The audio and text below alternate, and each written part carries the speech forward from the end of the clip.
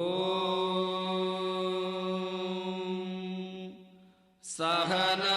bhavatu, sahano bhunaktu, sahaviryam karavavahai, tejasvinavadhitamastu ma vidvishavahai.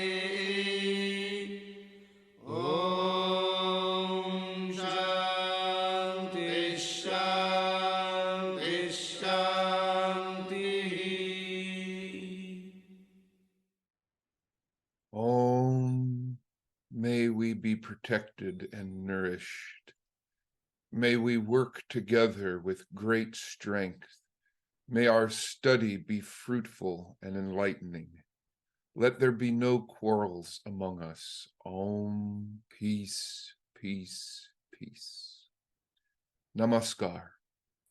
Welcome to the Interfaith University's introductory online study program in Practical Vedanta. I'm Dr. Patrick Horn, an initiated disciple in the spiritual lineage founded by Swami Vivekananda.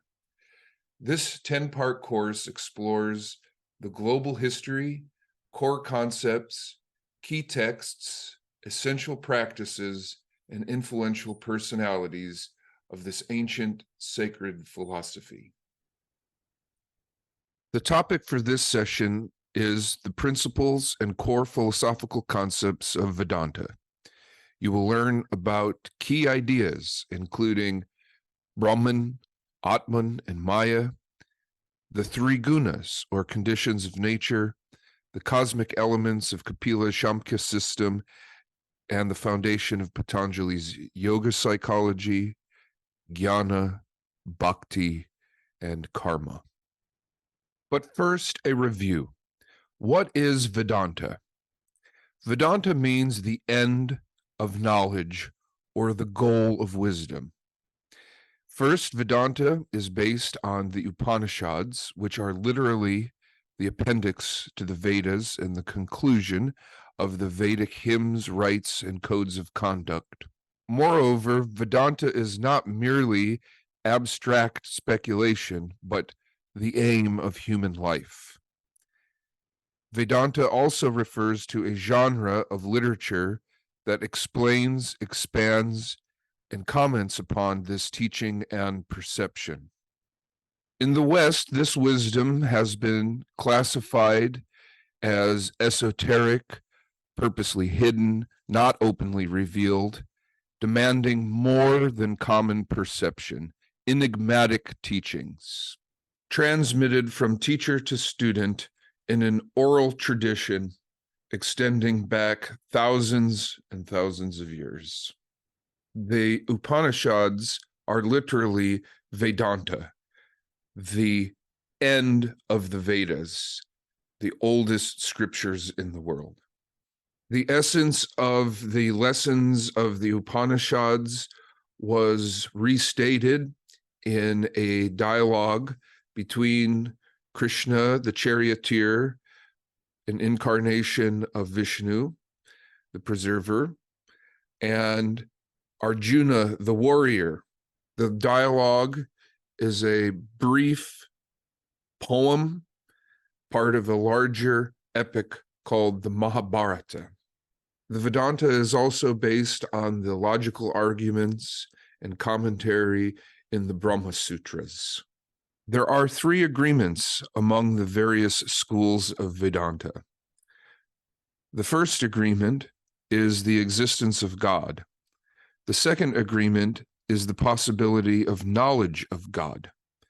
The third agreement is the cyclical creation and dissolution of the manifested cosmos. The Dvaita, or dualist school of Vedanta, is associated with the philosopher Madhva and Chaitanya.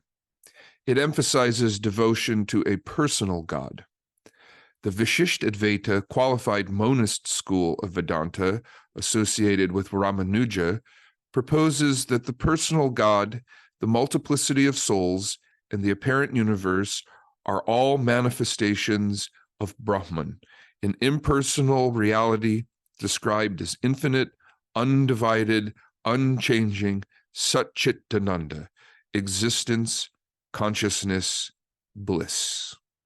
The Advaita non-dualist school associated with Shankaracharya negates the world of appearances as impermanent and therefore unreal.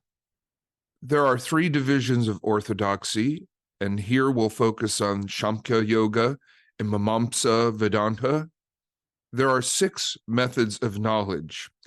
Witness from a trustworthy source is the most potent instrument for knowledge transmission. Confidence in the words of an authority need no verification. According to Swami Vivekananda, the goal is to manifest the potential divinity of the soul by either work or worship or meditation or philosophy, by one or more or all of these, and be free. Aldous Huxley gave a minimum working hypothesis for the perennial philosophy and Gerald Hurd's College of Prayer. There is a Godhead, which is the unmanifest principle of all manifestation. It is simultaneously transcendent, beyond creation, and immanent, all pervading throughout creation. It is possible for humans to love, know, and become identical to Godhead. This unity is the final end and purpose of human life. There is a law to obey if this end is to be reached. In summary, only Brahman is real. That is, God is the only reality. The purpose of human life is to become aware of and absorbed in Brahman. That is, the goal is to know God and become established in the perception of that presence. Because we are ignorant and confused, we need a teacher to show us the truth. The truth shall make us free. There are 3 rare advantages in life: human birth and strength of body, mind, and will, desire for freedom, and apprenticeship to an illumined master. A superior teacher who interprets scriptures, informs the intellect, and enriches the soul. The teacher should be a perfect knower of Brahman, well-read, and free from immoderate desire. Teachers and scriptures only point to the possibility of spiritual awareness. The absolute proof is direct experience of truth and freedom. A disciple must have a strong desire to hear the teaching of a master, to serve with gratitude a genuine authority for the rare opportunity to hear the lessons, to memorize and consider the instructions, then consistently apply the ideas and persist through many difficulties before a refined command of the concepts and more nuanced discernment and complete entry into the reality. According to Vedanta, the infinite, undivided, unchanging Satchit Ananda, existence, consciousness, bliss, is the only reality. The empirical world, via Viharika, is an appearance due to ignorance. It is not unreal, but it is not what it appears to be. It is due to lack of discernment that the self is entangled with external objects and conditions and falsely identified with a limited body and its various mental states and moods. Swami Vivekananda says, the whole struggle is to get rid of this clinging on to time, space, and causation, which are always obstacles in our way. According to the Advaita philosophy, there is only one thing real in the universe, which it calls Brahman. Everything else is unreal, manifested and manufactured out of Brahman by the power of Maya. To reach back to that Brahman is our goal." End quote. Swami Vivekananda says, the Atman in bondage is called Jiva.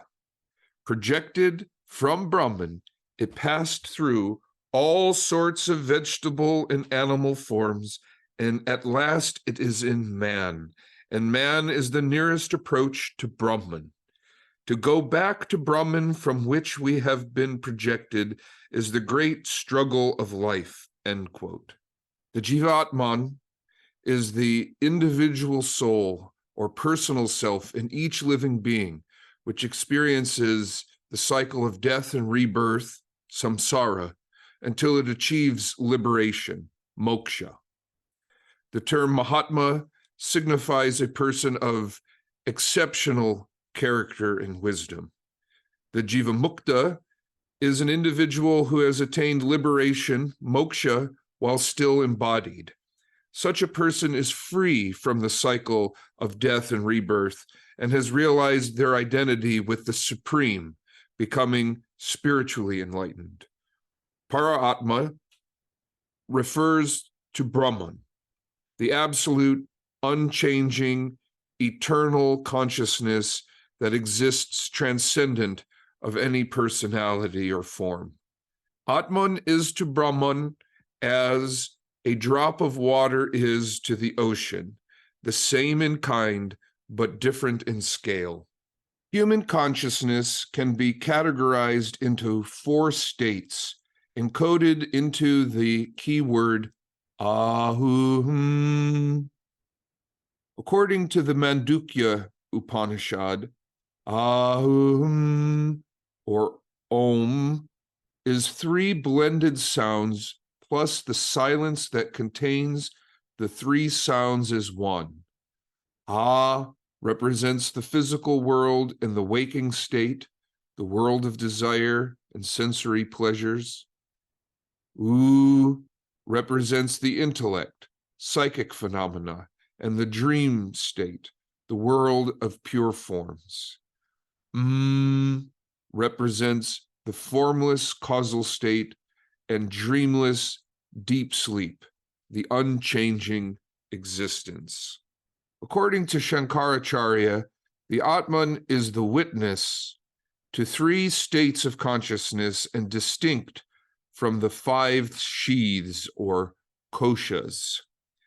The Anandamaya kosha, the bliss body of deep sleep, is a reflection of the infinite consciousness like the sun shining in a glass of water.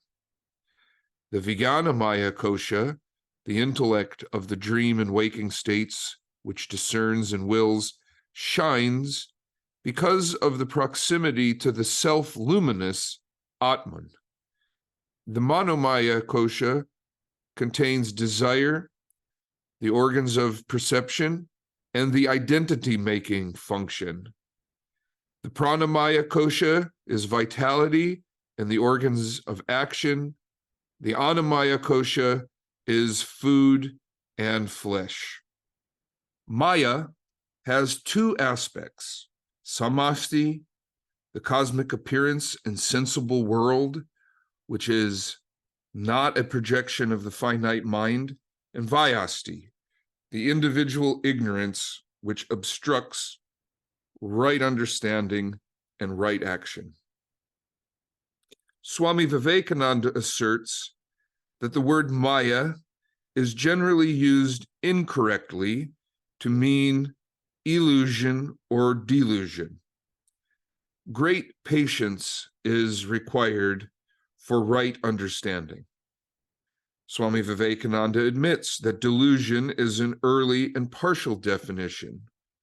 Delusion arrives in late Middle English from the Latin deludere, mock, whilst the related word illusion is an old French variation of the Latin word illudere, deception. Both words are derived from the Latin root ludo, play or game. One possible construction of Maya from the Sanskrit roots is ma, not ya, that. In other words, what seems to be to our limited perception and cognition is not what is.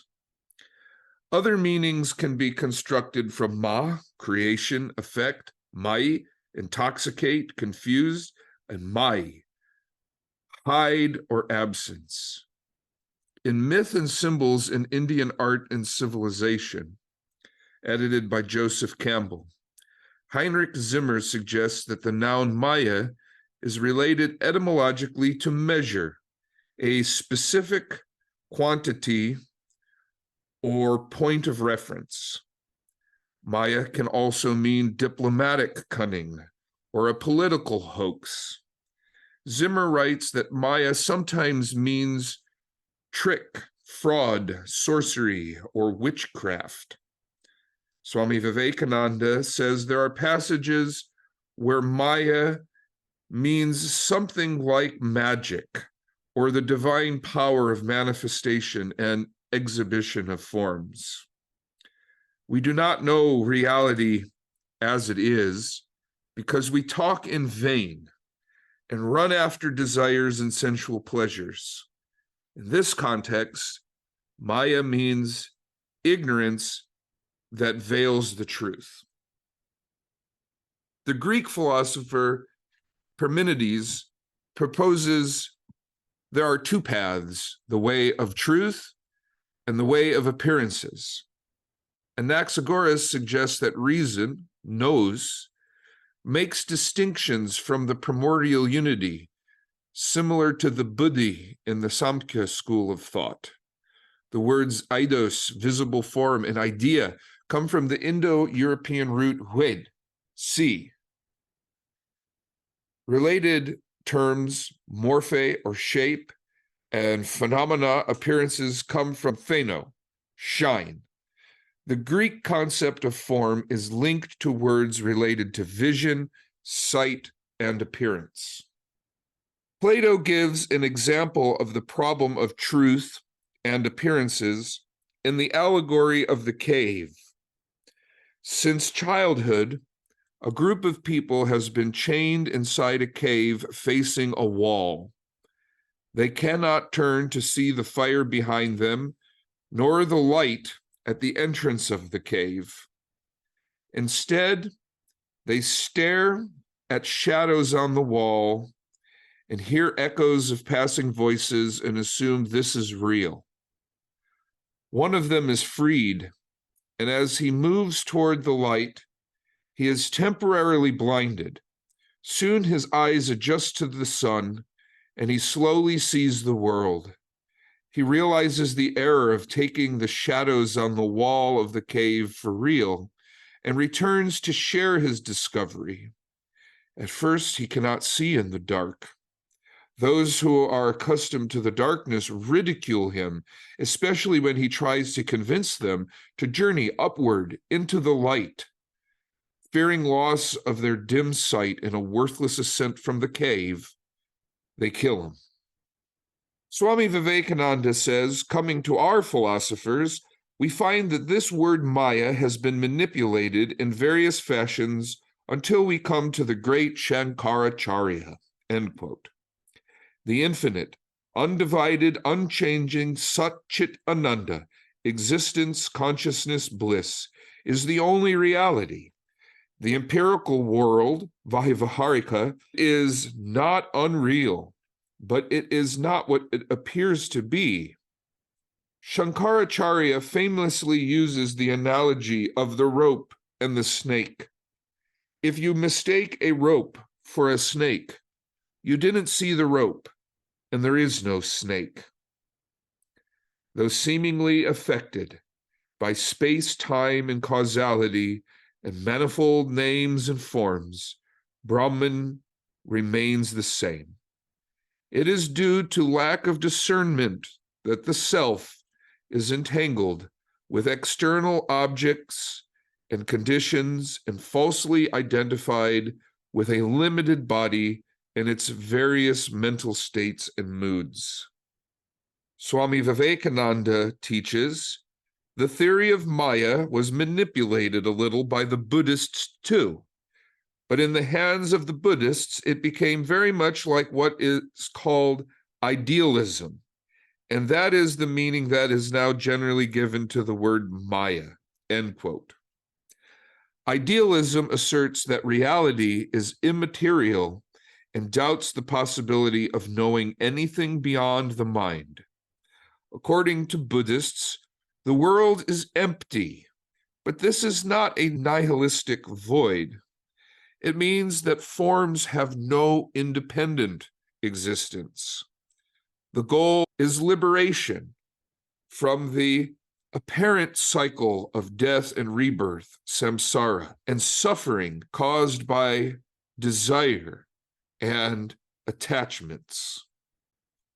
The Buddha, son of Queen Maya, taught an eightfold path to freedom: right view, right intention, right speech, right action, right prosperity, and in meditation, right effort, right concentration, and right mindfulness.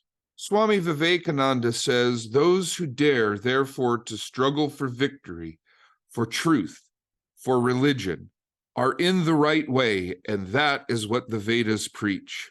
Be not in despair. The way is very difficult, like walking on the blade of a razor. Yet despair not.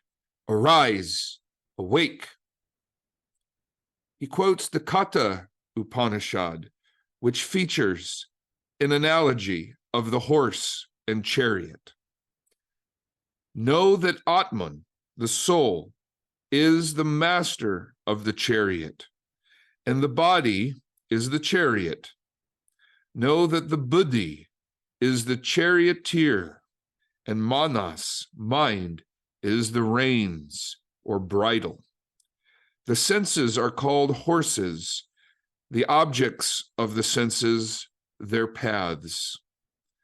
The soul is the enjoyer of the mind, the body, and senses. If the buddhi becomes distracted and loses its discernment in will and desire, as a charioteer loses control of the reins, the horses will run wild to disaster. A variation of the story appears in Plato's Phaedrus dialogue. In this version, the charioteer is pulled by two winged horses. The charioteer is the intellect which guides the soul to truth. The white horse is right discernment, which follows the gods toward enlightenment, and some souls see the world of forms in all its glory. The black horse is unmoderated desire, which causes the soul to reincarnate in descending order of witness to truth. Philosophers and lovers, civic leaders, politicians and businessmen, physicians, priests, poets, craftsmen and farmers, sophists and demagogues, and tyrants. Swami Vivekananda says, quote, time, space, and causation are like the glass through which the absolute is seen, and when it is seen on the lower side, it appears as the universe. Now we at once gather from this that in the absolute there is neither time, space, nor causation. The whole struggle is to get rid of this clinging on to time, space, and causation, which are always obstacles in our way, end quote. The absolute reality is infinite, undivided, unchanging, Satchit Ananda, existence, consciousness, bliss. Yet we experience it as a limited name and form, finite, bound by space, divided, and time changing. Samsara, the eternal cycle of death and rebirth, is a play of the gunas, the three fundamental conditions of nature. These gunas are central to Samkhya and yoga psychology. Rajas, the quality of creation, is synonymous with activity, desire, and restlessness. It is the power of projection in the infinite dispersed elements of the electromagnetic universe. Rajas is the pursuit of freedom. Individuals dominated by Rajas are driven by ambition, attachment, and materialism. Souls in the grip of Rajas often find themselves ensnared by worldly pleasures and power, perpetually seeking impermanent satisfaction from externalities. Tamas, the quality of preservation, represents ignorance and darkness. It is the veiling power, shrouding one's awareness. Tamas is peace, rest in an unchanging state. It is the inertia of the universe. Those with a predominant tamasic nature may exhibit lethargy, apathy, and confusion about the path to growth and liberation. Sattva is the quality of transformation, purity, goodness, and harmony. It can be equated with the uniting power of gravity, which draws one closer to the center of their being. Sattva is the quest for love and an undivided state of existence. Individuals with a predominantly sattvic nature tend to exhibit wisdom, compassion, contentment, and self-control. In the context of samsara, a sattvic disposition can guide the soul towards spiritual growth and liberation, moksha. Such souls are on the path of self-realization, experiencing less attachment to the material world and its transient pleasures. They are more likely to transcend the cycle of death and rebirth, ultimately achieving freedom from samsara. The repeating pattern of creation, preservation, and destruction is called the kalpa. And within the kalpa, there are yugas, or different ages. The Satya Yuga, the golden age, is considered the most virtuous and spiritually advanced age. People in the Satya Yuga are said to be predominantly righteous, and the society is characterized by harmony and truthfulness. This is an age ruled by priests and scholars. They are traditionally responsible for performing rituals and preserving and transmitting knowledge. In the Treta Yuga, the Silver Age, there is some decline in virtue. However, people are still relatively noble and spiritually inclined. This is a period ruled by warriors and those guardians responsible for protecting the society and governing it justly. In the Bronze Age, virtue continues to decline. People are less spiritually inclined and more materialistic than in the previous ages. This is a period ruled by the merchants and agricultural class. They're involved in commerce, farming, and trade. The Kali Yuga, or Iron Age, is the most degraded, marked by a significant decline in virtue, righteousness, and spirituality. It is characterized by widespread greed, deceit, and suffering. This is a period ruled by the people, the laborers, and servant class. In the Vedic tradition, life is divided into 4 distinct stages, each with its own unique purpose and responsibility. These stages are known as ashramas and guide an individual's journey through life from youth to old age and towards spiritual realization. The brahmacharya stage is a time of learning and preparation, the student phase. During this stage, an individual focuses on education, acquiring knowledge, and developing skills. It is a time for moral and intellectual growth, often under the guidance of a teacher. There is an emphasis on discipline, celibacy, and self-control. The grihastha stage of family responsibilities and householder life is the second stage, when individuals marry, establish a family, pursue a career or a profession. They fulfill their responsibilities and worldly duties, gaining prosperity, enjoying pleasure, and cultivating spiritual growth. In the Vaniprastha stage, it's the beginning of a transition. Individuals gradually detach from material and worldly pursuits. They may retreat to a simpler life, focusing on contemplation.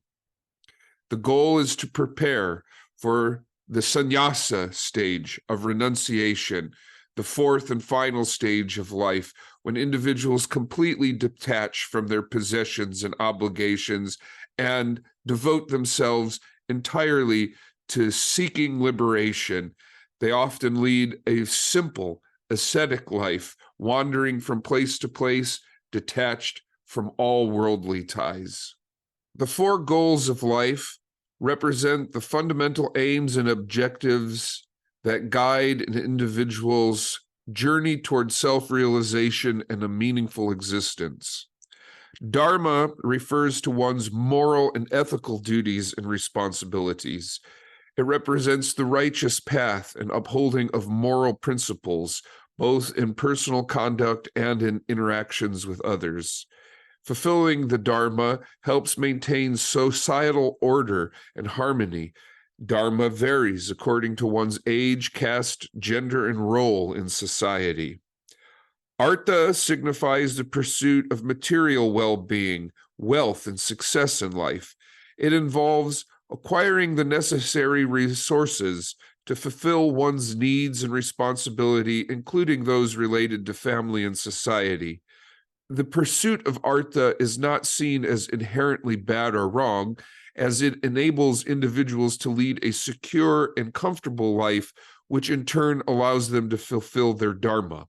Without satisfaction of a material nature, no interest is felt for spiritual life. Kama represents the pursuit of sensory and aesthetic pleasures. It involves the enjoyment of physical, emotional, and intellectual pleasures in life, such as love, art, music, and sensual experiences. Kama is considered a legitimate and important aspect in life as long as it is pursued ethically within the boundaries of Dharma and does not lead to harm or excessive indulgence. Moksha is the ultimate goal of life, representing liberation from the cycle of death and rebirth, or samsara.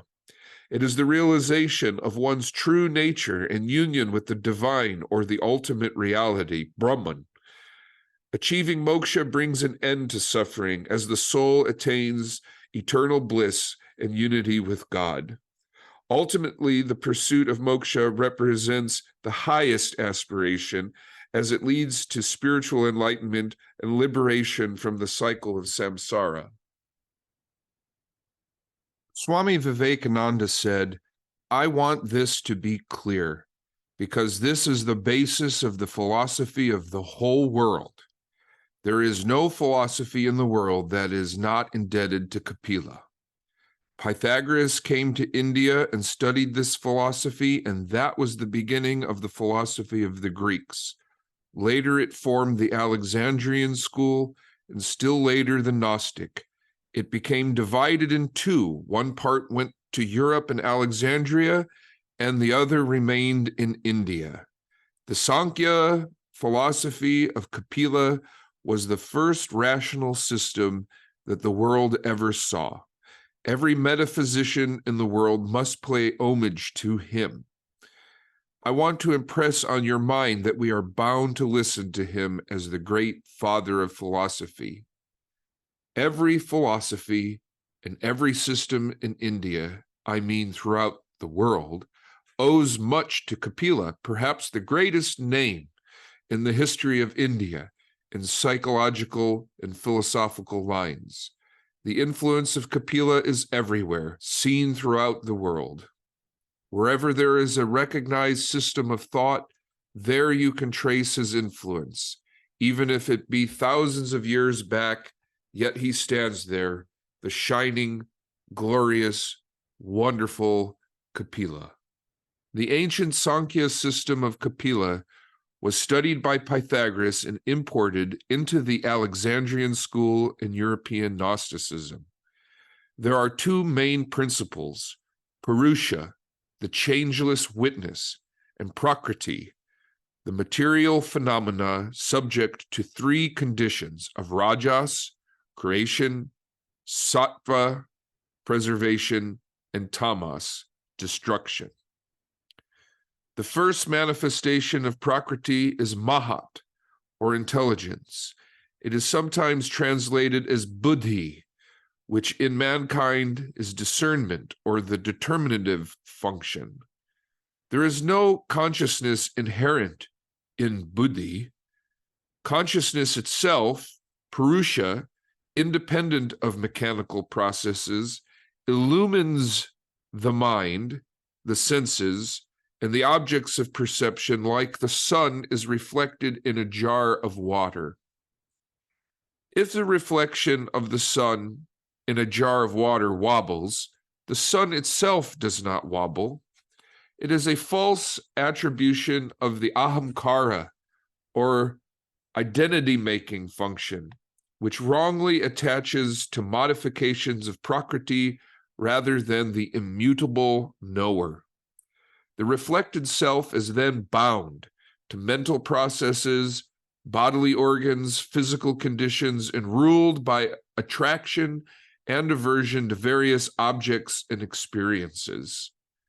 The mental apparatus, the antakarana, includes deliberation, memory, emotion, and will. There are 5 receptive organs: ear, skin, eye, tongue, and nose, corresponding to 5 sense perceptions: sound, touch, vision, taste, and smell, and 5 elements: ether, air, fire, water, and earth. There are also 5 action organs of mouth, hand, foot, genital, and anus. The physical form, which evolved from minerals to plants to animals, is the instrument of the jiva's experience and dominated by the ahamkara, identity-making function, and desire. The jiva's lack of discernment and ignorance of Brahman causes suffering and grief. The Vedic religion teaches how to renounce impermanent happiness and become content in God realization. This is not possible for the seeker of sensuous gratification and difficult even for the academically erudite. The perfect knower of Brahman is a rare soul who remains in this world to lead others to freedom. They are exemplars of human potential, divine incarnations with nothing more to know and nothing more to gain. They are free from all prescriptions and prohibitions. These seers attain the supreme truth. They are beyond skepticism and doubt, with no need to argue or debate. The mystic vision of a liberated soul gives authentic knowledge of the universe and the indisputable existence of God. Swami Abhedananda said, quote, "Very few indeed in this world can realize we are living the life of a slave. The majority delude themselves by thinking that they are free. Consequently, they like their present condition and do not care for any other." End quote. He outlines initiation as 7 steps. First, the awakening of the soul.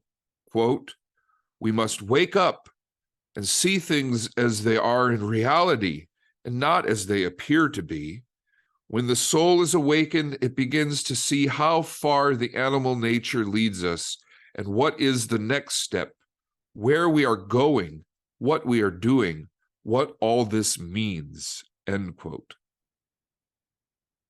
Second, purification of the heart by honesty, control of the senses and mind, disinterested love of humanity, and unselfish work. The third step is right discernment. The fourth step is non-attachment.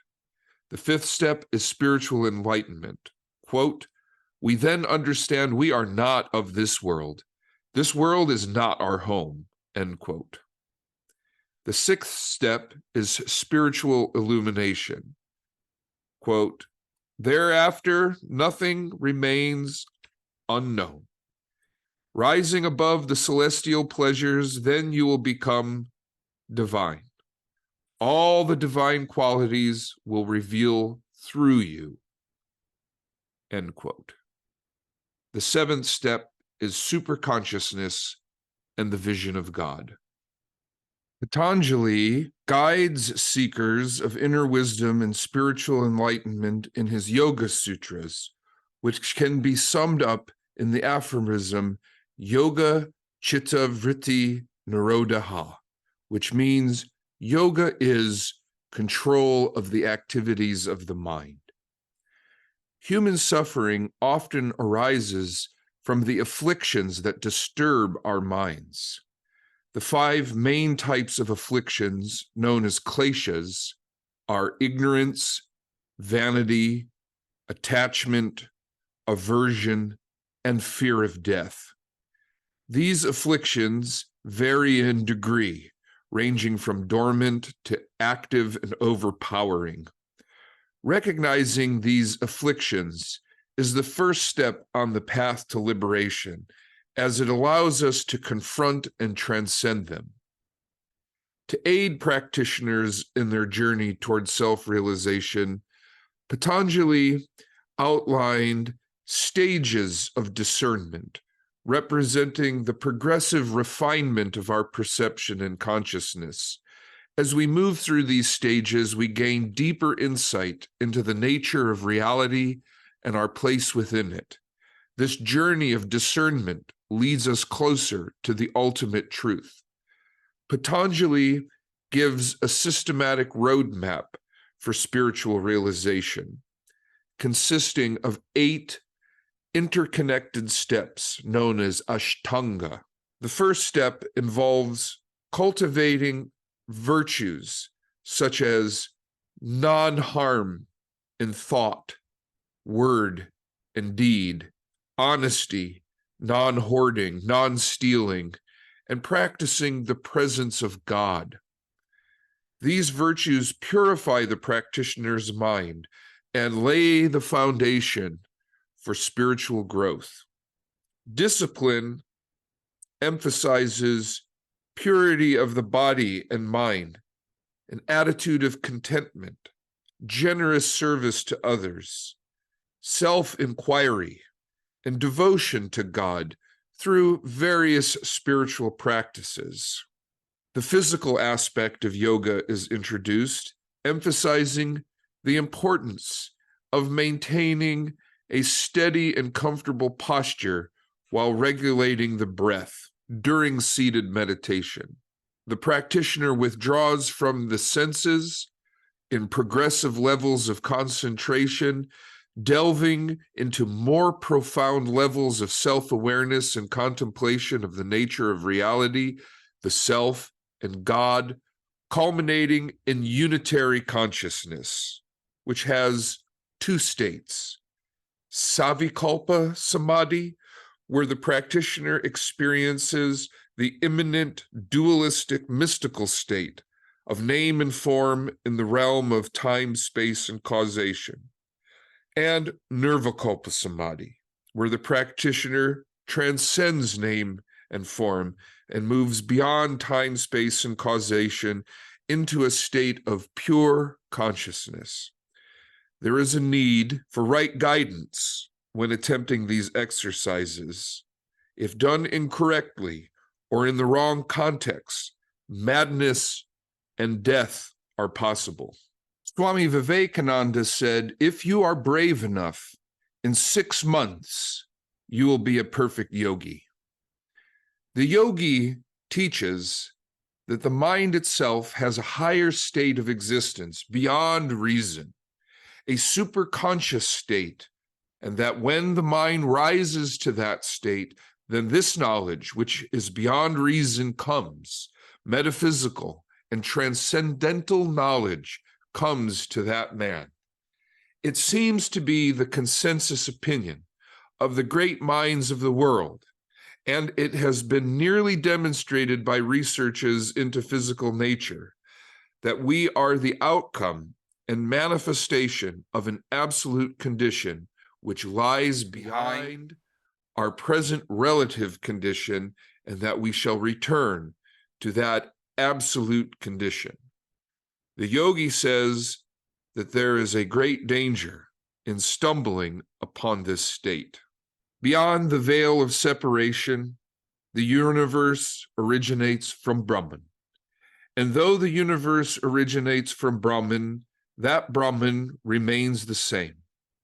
Maya is the phenomenal appearance and our field of action. We are born in this world totally dependent and instinctual.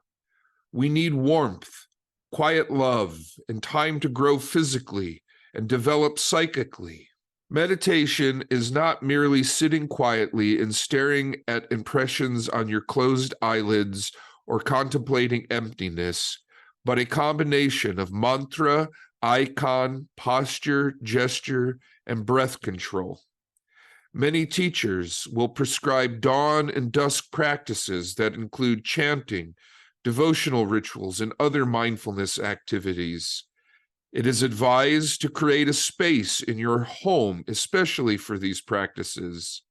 Some people perform meditation and prayer at a personal shrine with incense, fruit and flowers, scriptural quotes, and chosen ideals. It is sometimes easier to perform these rites with others, and there are often communities that form around specific practices and personalities.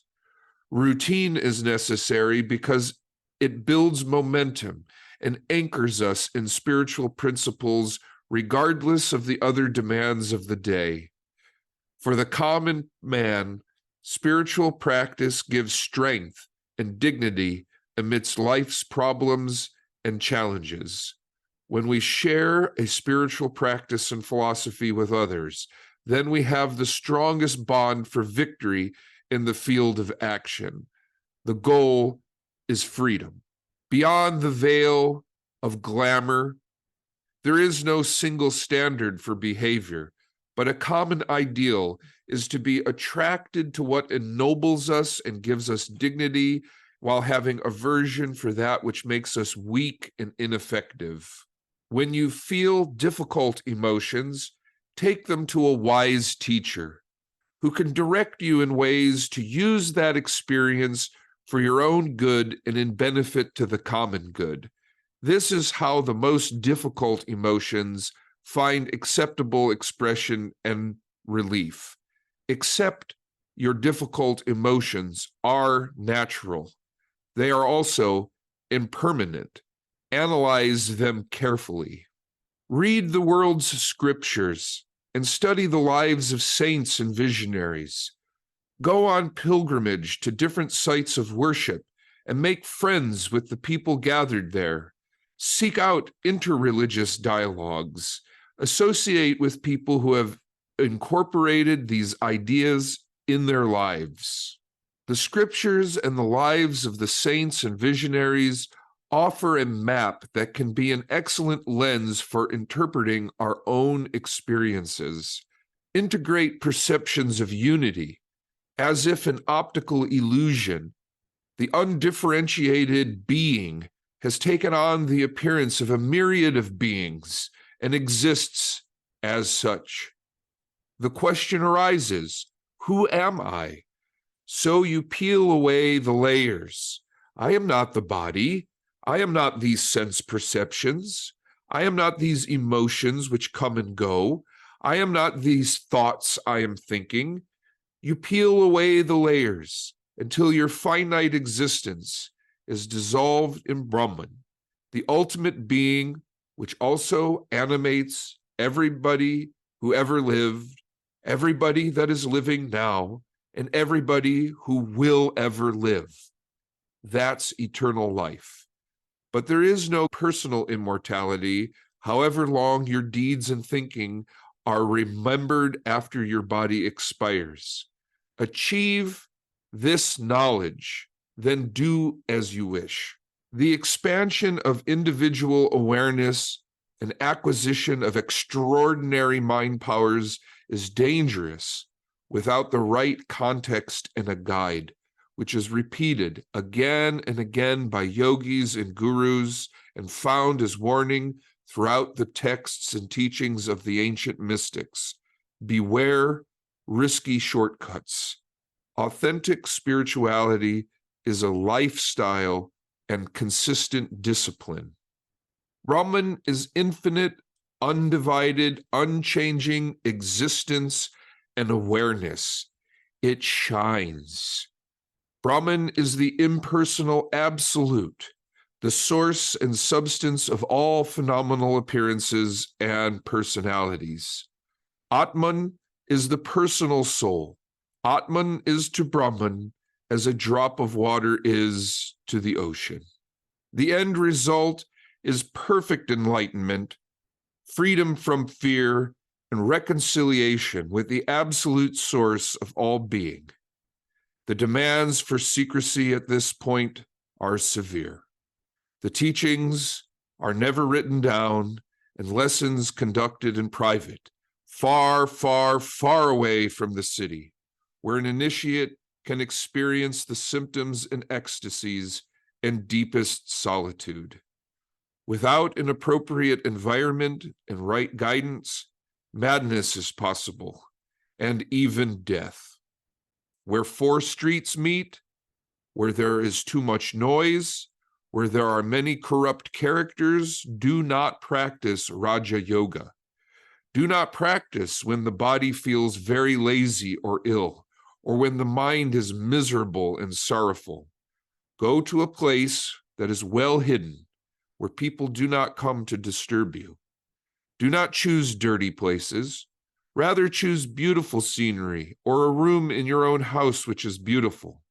In auspicious places, helpful to the mind and pleasing to the eyes, meditate. Vedanta offers 3 steps to absorption in Brahman: revelation, reasoning, and realization. First, it is necessary to hear about it, then questioning and testing, finally, in integrating the insights gained from study, contemplation, and direct experience of the real. There is nothing further to be known.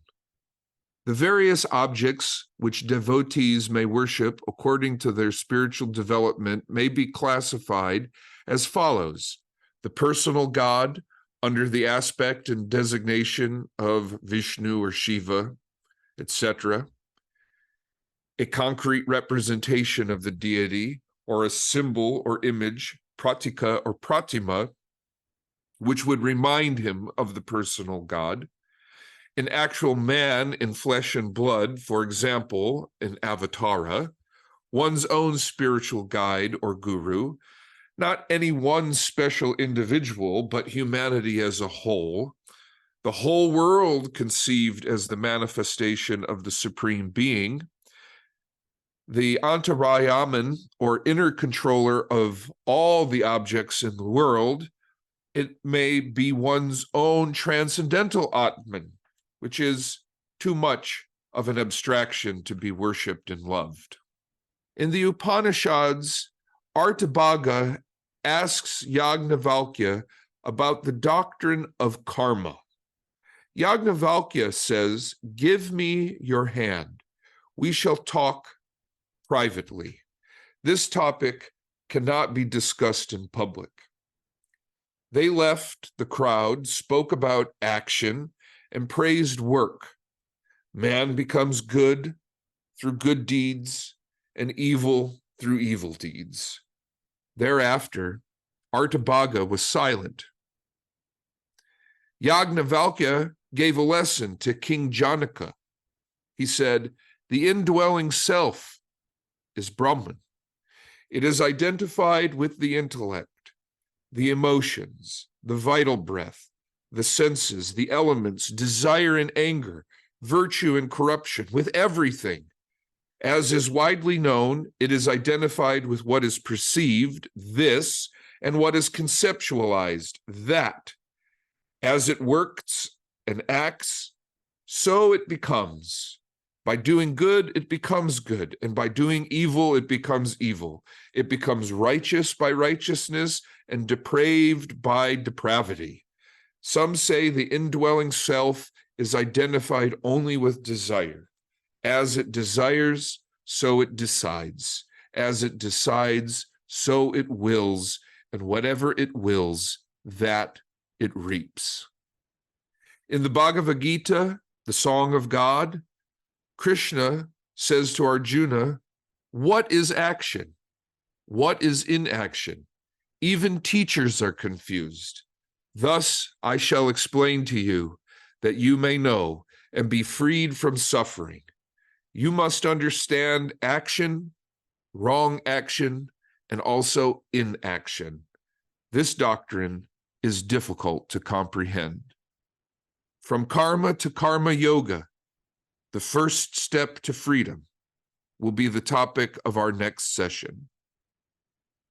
Om asato ma sadgamaya tamaso ma jyotir gamaya mrityor ma amritam gamaya. Om shanti shanti shanti. Lead us from the unreal to the real. Lead us from darkness to light. Lead us from death to immortality. Om, peace, peace, peace.